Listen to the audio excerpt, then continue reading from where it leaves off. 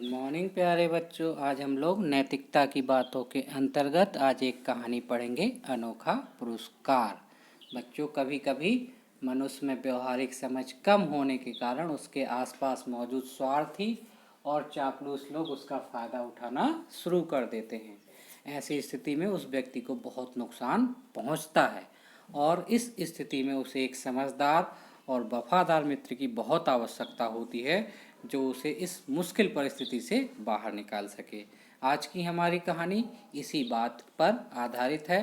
तो बच्चों, बहुत समय पहले एक उत्तम गणराज्य था और वहाँ के राजा थे शिवपाल सिंह जी। शिवपाल सिंह जी को बच्चों शतरंज खेलने की बहुत बुरी आदत थी और जब वे शतरंज खेलते थे तो अपना राजपाट मंत्रियों के भरोसे छोड़ देते थे, है ना। और जब वे शतरंज में हार जाते थे तो जीतने वाले व्यक्ति को बहुत सारी धनराशि और ज़मीन का टुकड़ा और उसकी मनचाही मुराद भी पूरी कर देते थे। तो उनकी इस बुरी लत के कारण राज्य का खजाना बच्चों खाली होने लगा।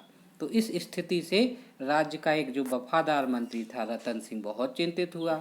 उसने सोचा तो कि इस प्रकार से तो पूरा खजाना ही खाली हो जाएगा, है ना। तो उसने इसका राजा को इस आदत से बचाने के लिए एक उपाय खोजा। उसने जो है शतरंज से मिलता जुलता एक खेल बनाया, है ना, और अपने खेल को राजा साहब को दिखाया। और राजा साहब खेल देखकर बहुत प्रसन्न हुए और बोले कि रतन सिंह, तुम्हारा खेल तो बहुत अच्छा है और मैं तुमको पुरस्कार देना चाहता हूँ। ठीक है, बताओ तुम्हें क्या चाहिए।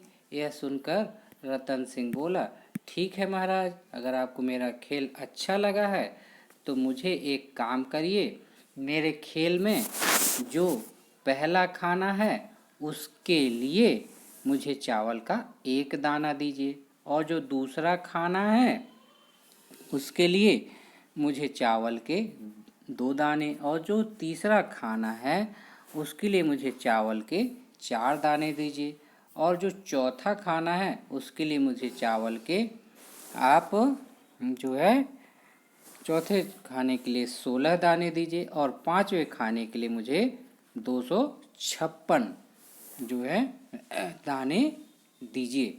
इस प्रकार करते करके इनके प्रत्येक चौकोर खानों में दुगने चावल के दाने रखते हुए 64वें खाने तक, ठीक है, 64वें खाने तक चलकर जितने चावल के दाने बनते हैं मुझे उतने चावल के दाने महाराज पुरस्कार में दीजिए। बच्चों, शतरंज के खेल में भी 64 खाने होते हैं। रतन सिंह की बात सुनकर राजा ने कहा, बस, अरे बस इतना सा, यह तो कुछ भी नहीं, लेकिन तुम्हारा मांगा गया पुरस्कार बहुत अनोखा है। रतन सिंह ने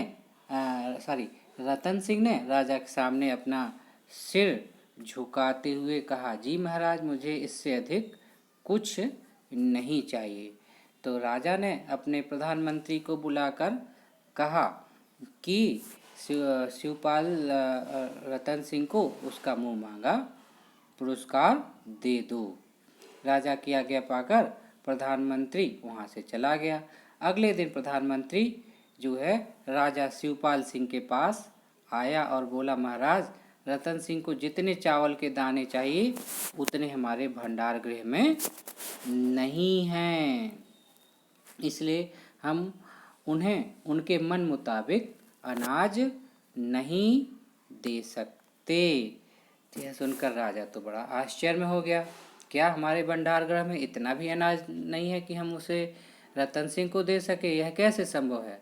तो प्रधानमंत्री ने उत्तर देते हुए कहा, महाराज, रतन सिंह के हिसाब से जितना अनाज बनता है सुनने में तो कम लगता है मगर उसकी वास्तविक मात्रा बहुत अधिक है। मान लीजिए रतन सिंह द्वारा मांगी गई अनाज की मात्रा हिमालय की विशालता के समान है, जिसका मूल्य लगभग 50 करोड़ रुपए है। प्रधानमंत्री की बात सुनकर राजा का मुंह खुला रह गया। ठीक है, राजा का मुंह खुला रह गया और देखकर प्रधानमंत्री ने राजा को अपनी पूरी गणना अच्छी तरह समझाई। राजा शिवपाल सिंह ने रतन सिंह को बुलाया और शर्मिंदा होते हुए बोले, रतन सिंह, तुमने आज इतना अनाज मांगा, उतना अनाज हमारे पास नहीं है, तुम ही बताओ अब हम क्या करें। तो जो है राजा को अपने सामने विवश देखकर रतन सिंह बोला, महाराज महाराज, यदि ऐसी बात है तो मैं अपनी मांग वापस लेता हूँ। मुझे अनाज नहीं चाहिए, परंतु राजा के इतना कहते रतन सिंह बीच में बोला, मैंने तो अनाज आपसे इसलिए मांगा था कि ताकि आप समझ सकें कि थोड़ा थोड़ा करके भी आप अब तक अपने राज को खजाने को कितना खाली कर चुके हैं। अगर आप अभी भी न रुके तो राज को बर्बाद होने से कोई नहीं रोक सकता। रतन सिंह की बात सुनकर राजा शिवपाल सिंह को बहुत आश्चर्य हुआ। वे बोले, तुम क्या कहना चाहते हो, हम समझे नहीं। तब रतन सिंह बोला कि महाराज, आपके दरबार में कई चापलूस मंत्री और दरबारी हैं जो आपको चापलूसी करके आपसे अपनी मांगे मनवाते हैं और आप उनकी बातों में आकर अपना खजाना और राज्य दोनों ही गंवाते जा रहे हैं। परंतु यदि आप उन मंत्रियों और दरबारियों की बातों में नहीं आते तो उस धन और भूमि से आप प्रजा की भलाई और राज्य के उत्थान के लिए अनेक काम कर सकते हैं। मैं तो बस आपको बस इतना ही समझाना चाहता था। रतन सिंह की बात सुनकर राजा शिवपाल सिंह को अपनी गलती का एहसास हुआ और इसके बाद उन्होंने अपने चापलूस मंत्रियों और दरबारियों से बिल्कुल भी किनारा कर लिया और अपना मन शतरंज के खेल से हटाकर राज्यों के कार्यों में लगाने लगे।